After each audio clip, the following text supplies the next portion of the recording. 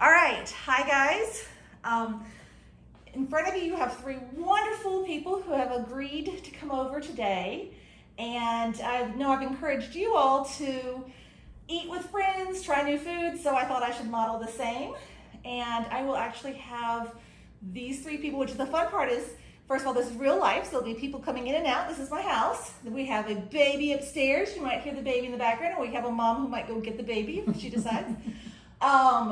And so what I will do is also show you that you can bring people over that they don't know each other, and you don't know them, and you get to know each other, because not everybody here knew each other before today. So this will be a great experiment and tasting foods, and I'll go ahead and let everybody introduce themselves, since you know me. Who would like to go first?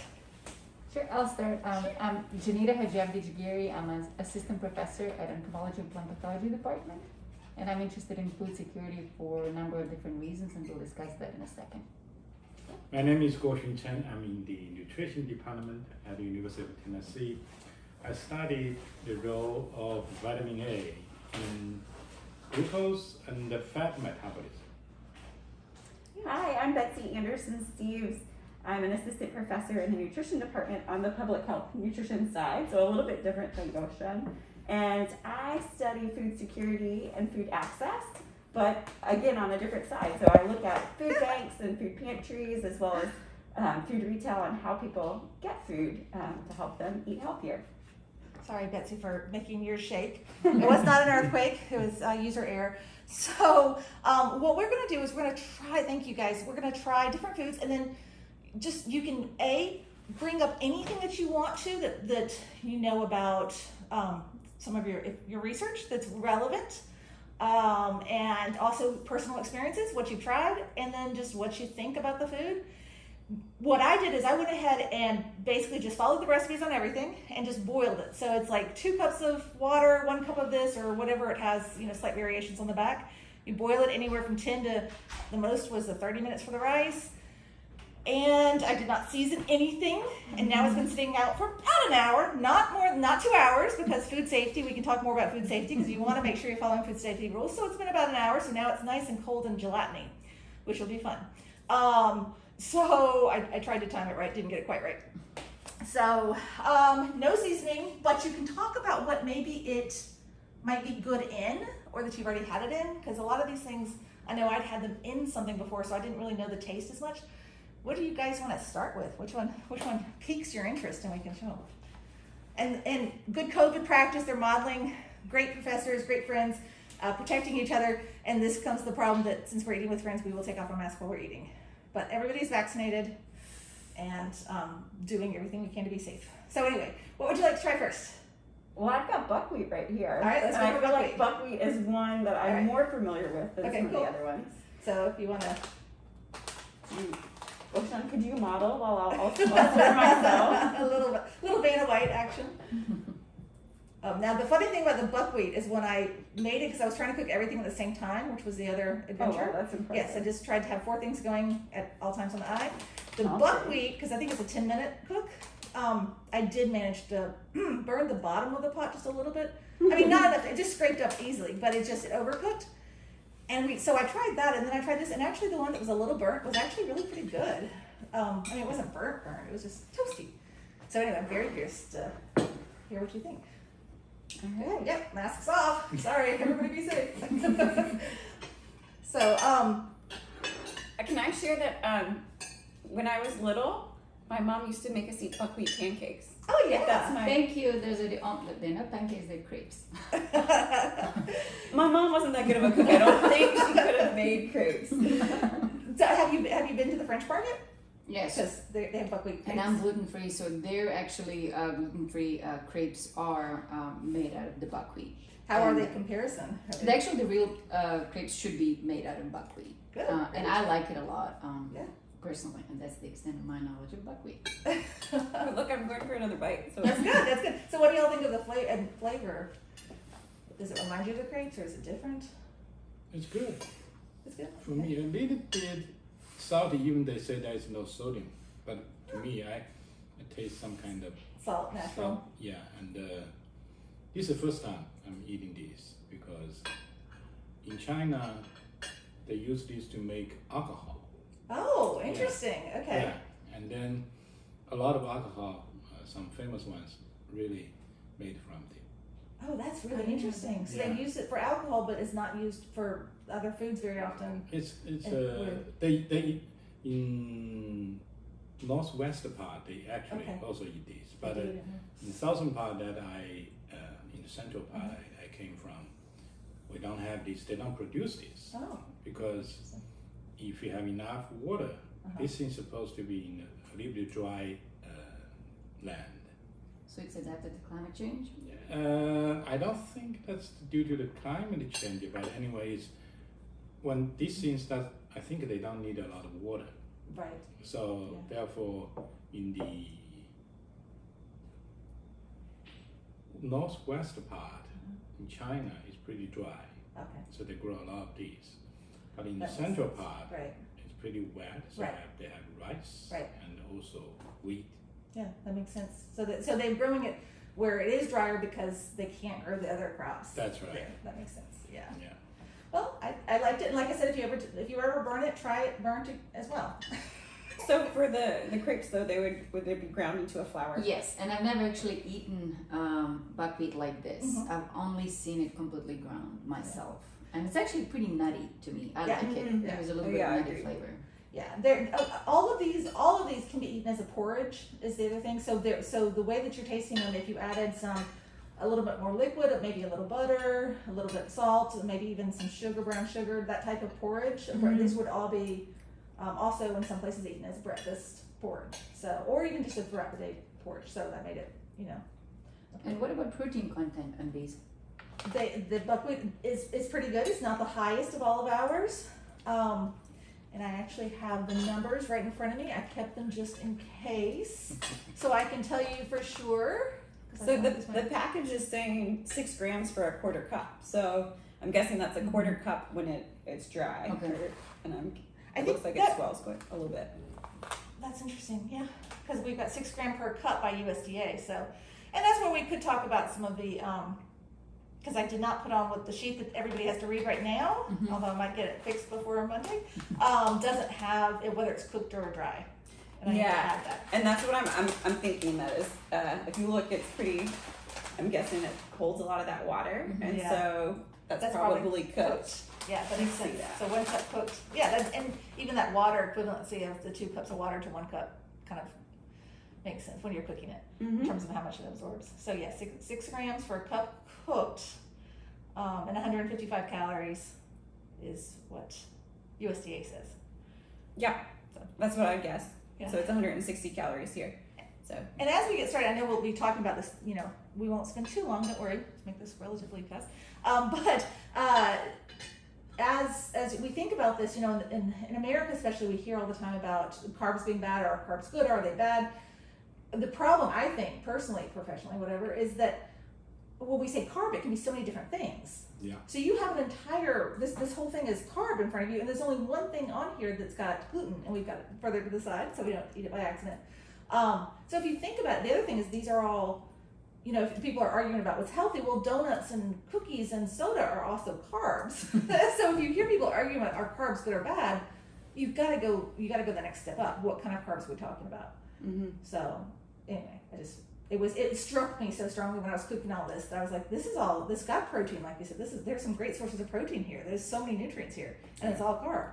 So anyway, it was a neat moment when I cooked them all at the same time. No, I agree. I was impressed with the protein content when I was reading through about the different, that's just not what I usually think when we think wheat, which is our default. Right, exactly. And that was my issue when I was in China in the southwestern part. And Yeah. I will butcher the city and Mhm. nobody can get it. I have to show it on a map. But for me, what I had really hard time is it was pretty heavy. I didn't have enough protein there. Okay. And I was hungry all the time. I would eat random, and that was the best tofu I have ever had in my life. It was smoked tofu that you could buy in the market. But I was really hungry all the time because I didn't have enough protein. That's why I was asking about protein source. And it's got the other thing that will help with satiety and feeling full is obviously the fiber content of a lot of these is really high. Mm-hmm. So that helps in terms of, if you are in those areas and you're looking for meat as your protein, you may not find it to fill up, but if you can find other sources of protein, you might. What would you like to try next? What sounds good? Do you want me to keep going down the line? Sure. Okay. All right. This one's a little bit more familiar to a lot of. It might be more familiar to a lot of people, but this is quinoa. Do you guys want to see the package? I can What do announce you it. wanna do? There The are, modeling? and there are a ton of different brands and flavors and types of quinoa. In different there's Colors. red Yes. quinoa. And Yes, the quinoa comes in lots of different colors. But this one actually has sodium, they said 2 milligram sodium, let me check too, Because because it's probably not but added. did not say the intake. A little bit. yeah. So it's saying that it's organic sprouted quinoa. So It's it's naturally- part of Yeah. it's part of quinoa. Yep, naturally occurring. They took it out of the soil.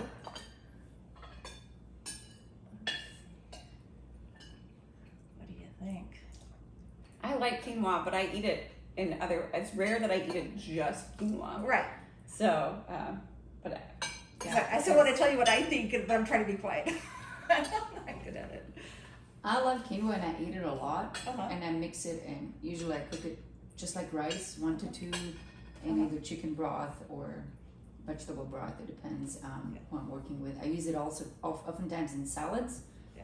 It's a great source of protein too, but personally it's a little bit hard because when we went to Peru, that's a lot of native Peruvian protein options, and unfortunately, since it became more popular, they had to replace their quinoa and sell it and eat rice as a food source. Yes. And that's a little bit hard Mhm.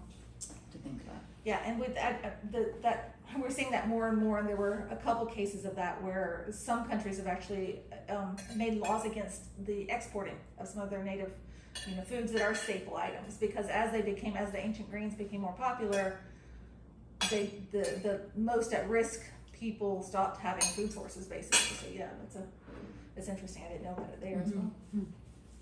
So I'll go ahead and say I like quinoa, but I didn't like this. It like had a sour flavor for me or something. Yeah, I there did is a pick up sour. on that. I didn't like it. But because I love it when it's mixing things. I don't know if is it the brand we got maybe, because there's so many different types. And Trader Joe's has really cheap quinoa, by the It's way. good to know, and that's good for everybody. For the students who are, luckily they can walk down to Publix has tons of options too. I think I'm fine with the It tastes okay? acid Yeah, kind is of that it? taste. Yeah. Ooh, I would need to mix it. It's too sour for me or something. You know what? I never eat it by itself, so Yeah. it's hard To know. to say. Is that what it always tastes like? Yeah, I'll try some other variations and let you know. How's that? I'm very curious. All right, next. What's next? Now this is an interesting one because I I've know never. I've had teff, but I don't. It's not as familiar as. Have you ever eaten an Ethiopian I place? have, Okay. and but Ethiopian place in town, they mix it with regular flour because Oh, good it's to know. really expensive. Okay. So you have to call them in advance. They were willing. I don't know if they're still open. I hope they are. But they would mix it. They would make it gluten free if you call them in Oh, advance. nice to know. That's great Yes. because we have more and more students who also have that need. And so, can we talk about Oh, what's the definitely. Ethiopian restaurant that's in town, in case the students want to go? It's on the Sutherland next to Holy Land. Yes. Okay. Is it Gosh? Gosh, yes. Okay. That's right. And the food is very good. Yes. Very But good. just if you're not familiar, you have to eat with your hands. Yes. So, and if some people are not comfortable with that, that may be a problem. But they would make it, it's almost like a big tortilla, and then they put it like in a big plate, and they put pieces of food around it, and then you just take a piece of the tortilla, which is really tough, and then you eat with your hands. Yes. It's delicious. It But I've really never is. had teff like this. I hadn't either. I've only had it in the bread, basically. I guess is the version that's just traditionally just teff, not with wheat flour. And I was surprised. I like it. And now I want to try to incorporate. I can't even decide what all I'd put that in because I had no idea that I could eat it. I could imagine soups. Definitely, it could be in some salads. It could be with oatmeals. What else could you use it for? Uh-oh, Betsy, you don't like teff too much, do you? That's so funny. Have some more water. We say that very much in this class. Take a bite of something, and the same thing I'm not trying to be whatever, like little child. But it's the same thing we say about feeding children, is that we don't tell people to eat something they don't like or keep eating when they're full. But take a bite. If you don't like it, no big deal. Don't eat more. So, And you know what? It's not the flavor; it's the texture. It, Oh, it's that's interesting. it kind of tastes like Grainy. sand to me. oh, I like that. I like the texture. It's funny because I don't like yogurt because of the texture. Yeah. I know. I mean, I'll eat it, but I like things crunchy in my yogurt so that the texture doesn't bother me. It's interesting. Okay. Well, it is a very interesting feeling. I have that desire, basically trying to find those small things and crush it. right. It is sandy a little bit, but I want to work it out. But Yeah. even you don't have to chew it because it's okay to swallow it. Right. True. You do not have to chew it. Yeah. That's very true. Actually, it's funny. I was looking it up because I remembered that it was the name came from, because the seed is so small. The name actually came from lost, is what it means. Yeah. Teff? Teff. They because it's so Yeah. small, and when you're harvesting and so forth, it's so easy to lose the grains. That it was lost. Yeah. It's the one you keep. To me, it has a texture as it's not corn, but like it is corn, but you can make the porridge with. Oh yeah. What am I looking for? Polenta. Yes, it has the yeah. same. So we grew up. I'm originally from Bosnia, so there you can make polenta and put either yogurt on top of it, and sometimes we'd eat that for dinner, and put a little bit of butter. And to me, it has the same Yeah. texture as that. I think it's a little bit healthier than polenta. I mean, well, actually, that is true, and this is where we get into some of the food science of it. And I know we don't have all the other plant people here. You'll have to watch all the different videos to see what other people say, Yeah. because the darker colors do tend to have more nutrients in them. So even the corns, the darker corns, will have a different nutrient profile. It's just the bioactive components differ and tend to go along with the color and the product. So yes, I would guess you're right that the teff has more nutrients than the corn if we did it side by side. But yeah, very interesting. Okay, speaking of which, yes. And is everybody going to try the same food, or are they going to try different food each time? So the students or the people that come here, it's going to be different each week. Okay. And you're welcome to come back. No, So I'm next just week curious. is beans. Oh, I do love a good bean. I know. But, I know. We're gonna What's be. your favorite bean? probably just a chickpea. Okay. You know, a good versatile. See, I love chickpea, but cannellini is my favorite because it's so versatile. Cannellini. It's That's the white one. It's a right? white one. It's Okay. not like the Great Northern because it's softer, but you can make a really nice sauce out of it and everything. Anyway, I like the red ones. so this is the black rice that you're trying now. I will say, I guess I can. It was one of my favorites. How does that taste for you guys? Have you had it before? We eat that a lot in China because we use that actually for porridge. Yeah. Black rice? Yeah, black rice.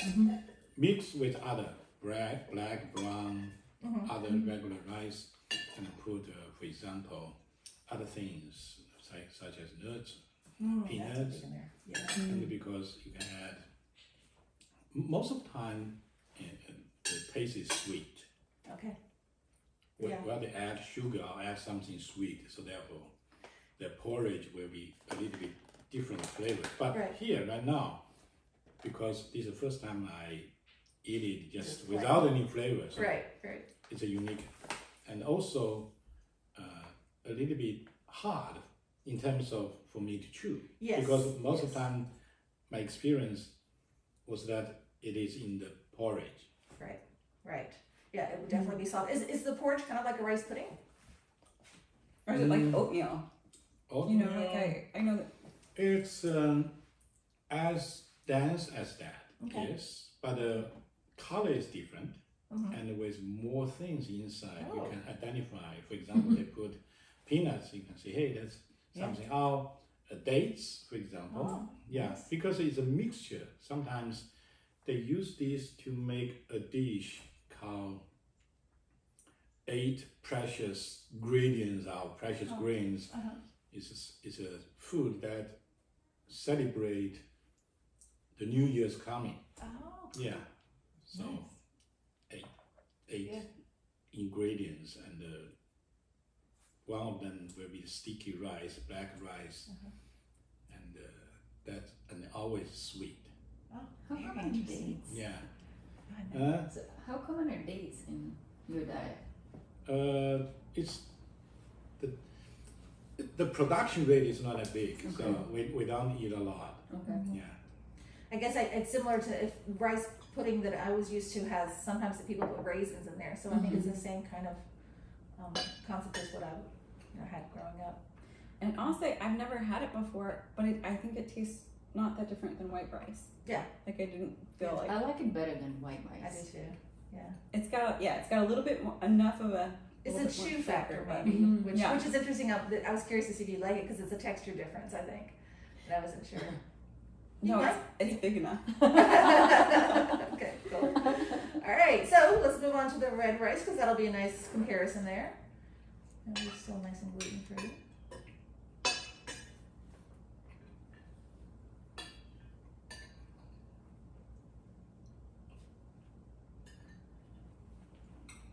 Oh, sorry. And it's funny because the red rice looks to me like when you get the red beans and rice, but that's made with white rice and it's just the tomato that makes it look red. So this is obviously a different, it's a different type of rice entirely. Again, nothing in there. I went with water. As you said, it can be lots of different stocks to make all of this, and it's usually in stuff. So what do you think? What's the difference between? I'd eat it, but I'm not a big fan. Oh, cool. Okay. It's more chewy for me. I was curious about that because Yeah. the texture is a little bit different, and I wondered, or did you cook them both the same No, amount? I actually that red rice was so hard after I cooked it per instructions. I'm glad you brought that up. That I actually added more water and basically recooked it to try to soften it more. So it's actually softer than it would have been per the original instructions. I'd have to play with it. I mean, so many things if we cook it all the time, we get used to like different ways to do it. So I'm not sure. I'll have to play with it to see if red rice gets softer because so far that was the biggest challenge. And Goshen is somebody who has both of those, as part of your diet.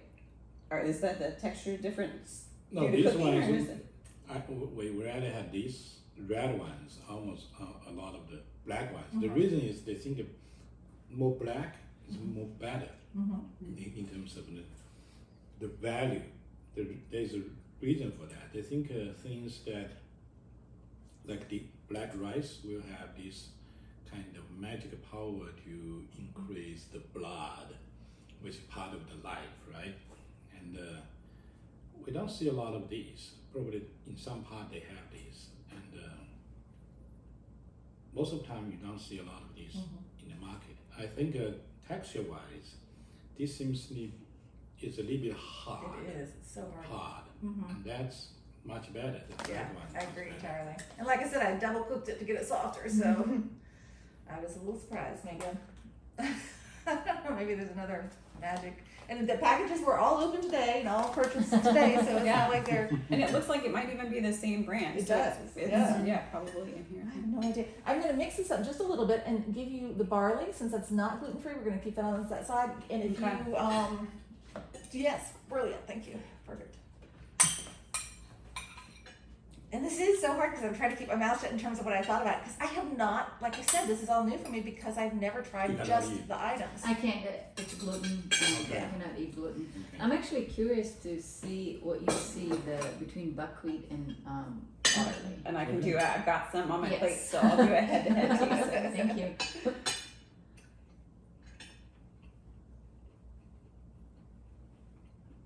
Uh-oh. Silence. I'm working on it. I'll go ahead and say I actually really liked it. I do. And I was curious if it was because I was so used to it in my palate, like it was so familiar that's, I mean, because I like the other things, but it was just like so familiar. I also think it's interesting though that the most familiar thing out of everything today really is the thing with gluten. And if you think about the American diet, I mean, think that everything else on here is gluten free, and but that's not what we eat. When we talk about carbohydrates and our sources, not even talking about donuts and soda, just in terms of where we're getting our carbs, they're not from these non-gluten sources, and I think that's an interesting kind of idea in terms of what the rest of the world is eating and traditionally ate, and I don't know. I'm not trying to draw any causes with celiac at all. I'm just saying it's an interesting phenomenon because celiac's increasing around the world, or at least the diagnosis of it is. So that's what you say. And there's some writing about the agricultural changes, genome that's in there too. It's a little bit saltier than that one. Oh, Buckwheat, interesting. yeah, Okay. from my point of view, and also chewy. Then Yeah, it's takes got a lot- good like Yeah. mouthfeel to me. Yeah, I agree.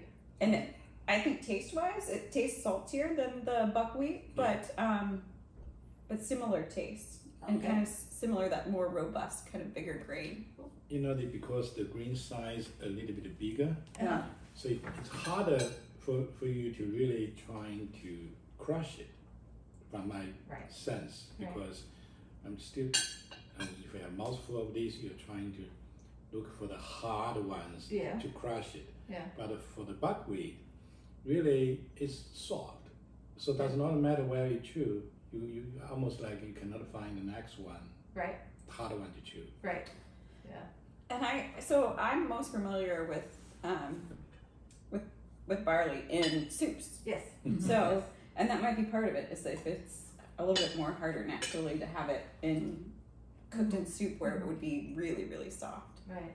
I actually really enjoy it. I mean, a lot of these I enjoy on their own. I really will play with more porridge type, eating them like oatmeal, because it's quick, easy. It's just as easy as oatmeal, but more nutritious in some ways. We could, look at the nutrient profile, but a lot of these do have more nutrients than, my standard breakfast oatmeal that would have, the diagram. So mixing it up, variety, isn't that what we're, Diversity. That's right. And yes, talk about in our agricultural too. So this next one is interesting. I'm very curious. I'll be curious to see if I like it, because it's like on a smaller This is the grain. texture for you. Yeah, so I've never had amaranth Yeah. before.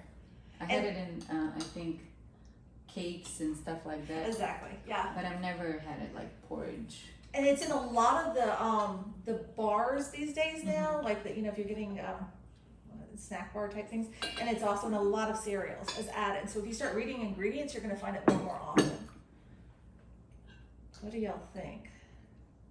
Just look-wise, it looks like a teeny tiny quinoa. To me, it tastes like tiny quinoa Oh, interesting. with a little bit more earthy flavor.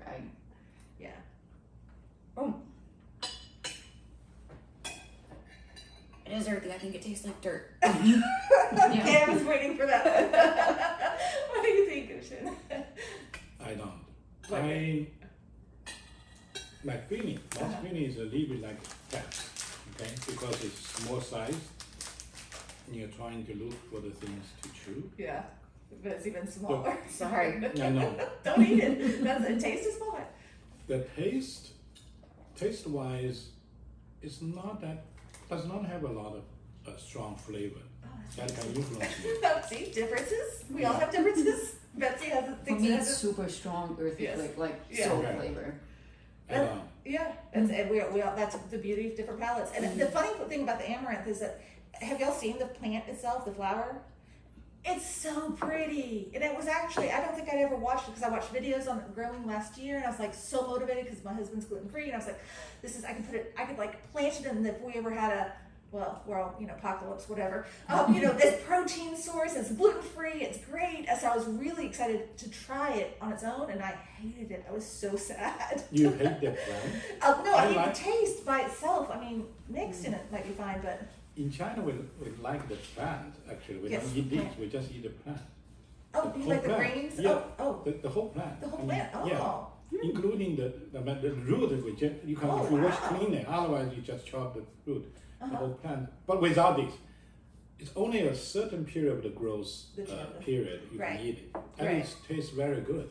oh, that's great to know because that gives me hope. I will try to grow it. It is a gorgeous flower. It's a plant. It just looks beautiful. So Yeah, before it has We'll see. flower, when it just have several Oh, leaves, that's you can fine. actually cut it, eat it, and then you Okay. cook it. Uh-huh. It will have this pinkish color soap coming out. I mean, Right. basically the soap will become pinkish out, Interesting. Yeah. very dark. And again, that's where our nutrients are. Oh, so those beautiful colors. All right. So last one. What do we say for last? Millet. Oh, this was another one that I've had mixed into things, but I've never had on its own. I will finish this. I mean, This has been such a fun experiment I agree. that I've just really enjoyed. Thank you. So, as a war child, because I lived in Bosnia during the war, Oh, few things that you can prep for long-term protein source, which we didn't have at the time, but I have a few friends preppers. So dry milk, lots of beans, Yeah. rice. Well, it's not a protein source, but and beans. Yeah. So those are the, and peanut butter. Yeah. So that can last you for a long, long time. Yeah. And dry fruit. We didn't have any of that, but those are the options that do help you survive for a while. Yes, and we do all need to be more, as we've learned in this past year, you know, in 2 years, and I guess counting, we never know what's coming, even no matter where we are. So it's nice to have the knowledge, you know, background. And that's where my food security interest comes in, because I was a middle class fat kid with, you know, bad hair day is a big problem. And then all of a sudden you're starving, and you start to appreciate things on a very different level. Yeah. But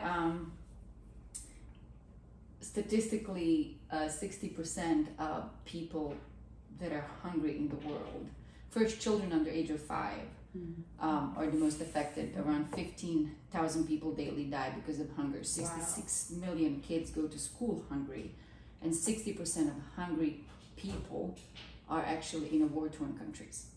And this is why that is dear and near to my heart, because we didn't have any food until the basically humanitarian. I'm from Sarajevo originally, until the humanitarian aid started coming in. I was 50 kilos, which is around 100 pounds, and I'm 5'5". So I say that's the best diet ever.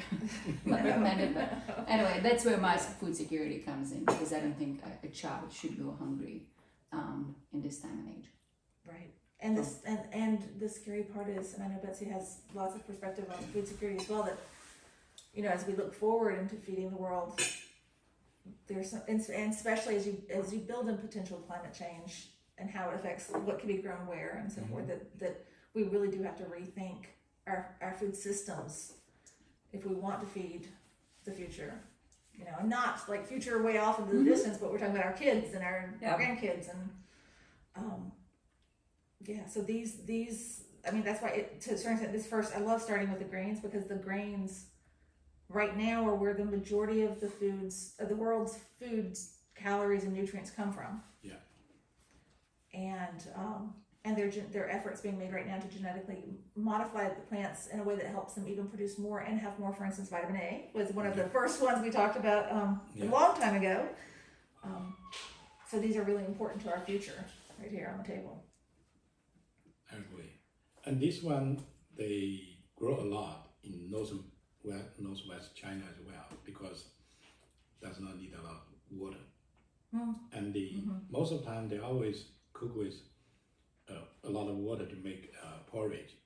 In actually northern part of China, when you go to the north side of the Yellow River, they almost eat this every day. Wow. Yeah, and it's the first time I'm eating this in a dry form. To me, it's not that sticky as rice anymore.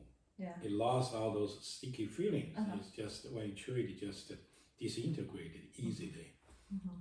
But that they use a lot. They believe they have a lot of nutrients. Actually, it has a lot of nutrients that benefit human beings. Yes. Yeah. That's my least favorite. Yeah. Least favorite? Interesting. What about you, Betsy? So you like the dirt better? I do. There's something about dirt that It calls you more than millet. Good to know. actually dirt was like a quinoa. I know. So how about you? Which one? How do you? Favorite wise? Well, how did you think about the millet? Oh, the millet. You know what? It was good. I mean, it didn't stand out. It was middle of the pack for me. Okay. Not dirt. As you said, Goshen, even as you talked about texture and how dry it is, I started to play with the different grains that are left on my plate and to see how many of them are sticking together versus, and then thinking about how in cooking that would affect the properties that they have. Yeah. And you're right, it's not as sticky as some of the other ones. Yeah. So, and actually we run from the grains, which some of these are more expensive than others, obviously, and some can be, like we said, Trader Joe's has some good prices on some of these things. so if you combine these very nutrient-rich foods with next week's beans, and then we talk about food security, then we really, from feeding college students, and actually Betsy can speak to our percentage of college. I don't know if you know how many college students actually are food insecure. Gee, I don't. Yeah, actually. Yeah, so there's challenges in measuring, but it goes anywhere from typically about measures have reported about 20% up to about 50 or 60%. On the University of Tennessee campus, from assessments that we have done, it's right around UTK is right around 33%. So 1 in 3 students is dealing with food insecurity. They're not having enough food, access to food. Yeah, That's scary. it is. And sad. It is. The good thing about nutrition from our side of helping people learn about what foods are out there and have access to is that these are low cost ways to help. So some of it is if we can learn how to change systems to where there's more access, and then these low cost foods, we learn how to cook them and they become more of a common part of our lives, then we can help alleviate some of the hunger and the malnutrition that goes along with the limitations that are there. So, you know, it's not the end all solution, but if it helps, Yeah, well, and I think part of that is then thinking about, as we talked about sustainability, thinking about how much food we waste.